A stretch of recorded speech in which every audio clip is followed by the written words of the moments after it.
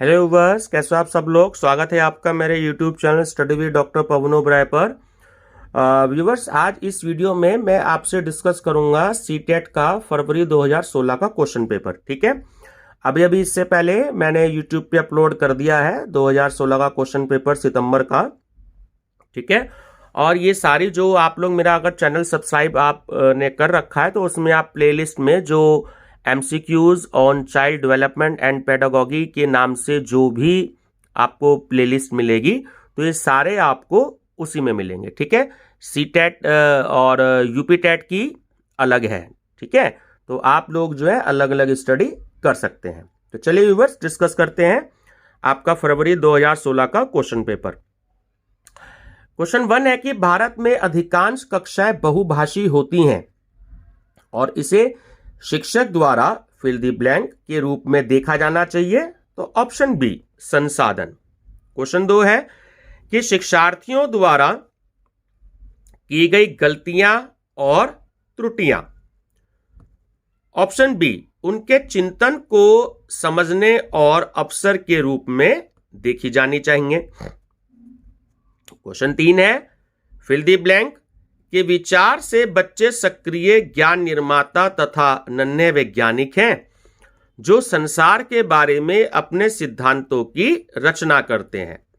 तो यह है ऑप्शन नंबर सी, पियाजे के अनुसार। ठीक है, क्वेश्चन 4 है बाल केंद्रित शिक्षा शास्त्र का अर्थ है। ऑप्शन बी बच्चों की अभिव्यक्ति और उनकी सक्रिय भागीदारी को महत्व देना। 5 जटिल परिस्थिति को संसाधित करने में शिक्षक बच्चों की सहायता कर सकता है। ऑप्शन सी कार्य को छोटे हिस्सों में बांटने के बाद निर्देश लिखकर। ठीक है, क्वेश्चन 6 शिक्षार्थियों से यह अपेक्षा करना कि वे ज्ञान को उसी रूप में पुनः प्रस्तुत कर देंगे जिस रूप में उन्होंने उसे ग्रहण किया है। तो ऑप्शन नंबर बी इसमें करेक्ट है कि समस्यात्मक है, क्योंकि व्यक्ति अनुभवों की व्याख्या करते हैं और ज्ञान को ज्यों का त्यों पुनः उत्पादित नहीं करते। क्वेश्चन 7 जब शिक्षार्थियों को समूह में किसी समस्या पर चर्चा का अवसर दिया जाता है तब उनके सीखने का जिक्र ऑप्शन डी बेहतर होता है। क्वेश्चन 8 विकास की गति एक व्यक्ति से दूसरे में भिन्न होती है किंतु यह एक फिल द ब्लैंक नमूने का अनुगमन करती है। ठीक है, चलिए, तो ऑप्शन सी इसमें करेक्ट है, क्रमबद्ध और व्यवस्थित। क्वेश्चन 9 कि विकास के लिए निम्नलिखित में से कौन सा एक उचित है। ऑप्शन ए कि सामाजिक सांस्कृतिक संदर्भ विकास में एक महत्वपूर्ण भूमिका का निर्वाह करता है। क्वेश्चन 10 है कि व्यक्तियों में एक दूसरे से भिन्नता क्यों होती है। तो ऑप्शन बी करेक्ट है इसमें कि वंशानुक्रम और वातावरण के बीच अन्योन्य क्रिया के कारण। 11 कि बच्चे के समाजीकरण में परिवार फिल द ब्लैंक भूमिका निभाता है। ऑप्शन बी मुख्य। 12 निम्नलिखित में से कौन सा एक सही मिलान वाला जोड़ा है। तो ऑप्शन डी इसमें करेक्ट है कि मूर्त संक्रियात्मक बच्चा, ठीक है, संधारण एवं वर्गीकरण करने योग्य। क्वेश्चन 13 एक बच्ची कहती है धूप में कपड़े जल्दी सूख जाते हैं। ठीक है, वह डैश की समझ को प्रदर्शित कर रही है। तो ऑप्शन बी करेक्ट है, कार्य कारण। 14 नंबर पियाजे के अनुसार बच्चों का चिंतन वयस्कों से डैश भिन्न होता है बजाय डैश के। तो ऑप्शन बी करेक्ट है, पहले वाले डैश में प्रकार आएगा और दूसरे में मात्रा। क्वेश्चन 15 कि निम्नलिखित में से कौन सा एक आधारभूत सहायता का उदाहरण है। ऑप्शन डी अनुबोधन और संकेत देना तथा नाजुक स्थितियों पर प्रश्न पूछना। 16 वाइगोत्स्की के अनुसार बच्चे सीखते हैं। ऑप्शन सी, वयस्कों और समवयस्कों के साथ परस्पर क्रिया से। 17 कोहलबर्ग ने प्रस्तुत किए हैं। ऑप्शन सी, नैतिक विकास के चरण। 18 निम्नलिखित में से कौन सी स्थिति बाल केंद्रित कक्षा कक्ष को प्रदर्शित कर रही है? तो ऑप्शन बी सही है। एक कक्षा जिसमें शिक्षार्थी समूहों में बैठे हैं और शिक्षिका बारी बारी से प्रत्येक समूह में जा रही है। 19 बुद्धि है। ठीक है, तो ऑप्शन डी करेक्ट है इसमें कि सामर्थ्यों का एक समुच्चय। 20 भाषा विकास के लिए प्रारंभिक बचपन डैश काल है। ऑप्शन बी अति संवेदनशील। 21 एक सह शिक्षा कक्षा में लड़कों से शिक्षक यह कहता है, लड़के बनो और लड़कियों जैसा व्यवहार मत करो। यह टिप्पणी ऑप्शन बी सही है। लड़के लड़कियों में भेदभाव की रूढ़िबद्ध धारणा प्रकट करता है। 22 आकलन।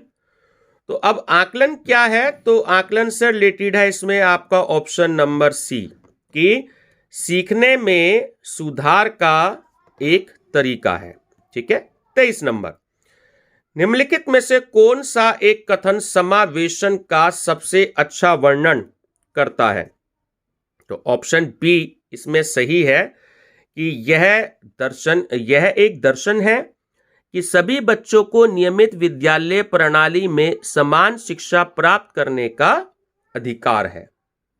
24 वंचित वर्ग की पृष्ठभूमि के बच्चों को शिक्षा प्रदान करने के लिए शिक्षक को चाहिए कि ऑप्शन ए उनके बारे में अधिक जानकारी जुटाने का प्रयास करें और उन्हें कक्षा में होने वाली चर्चा में शामिल करें।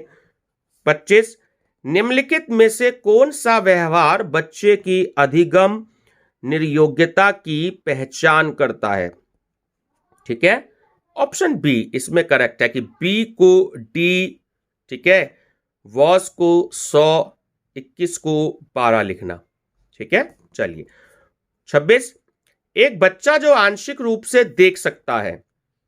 तो ऑप्शन सी इसमें सही है कि विशेष प्रावधान करते हुए नियमित विद्यालय में रखना चाहिए। 27 सीखना।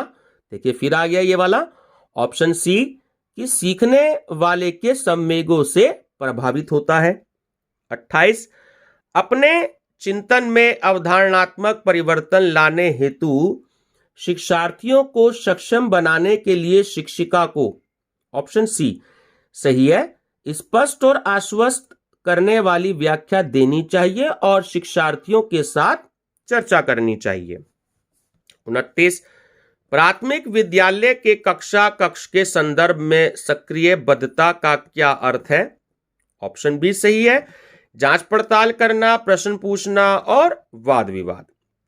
और लास्ट क्वेश्चन है इस वीडियो का और इस क्वेश्चन पेपर का कि बच्चे तब सर्वाधिक सृजनशील होते हैं जब वे किसी गतिविधि में भाग लेते हैं। ठीक है, तो ऑप्शन बी सही है कि अपनी रुचि से। ठीक है व्यूअर्स, ये था आपका सीटेट का 2016 का दूसरा क्वेश्चन पेपर। ठीक है व्यूअर्स, तो मैं धीरे धीरे सारे क्वेश्चन पेपर अपलोड कर रहा हूं।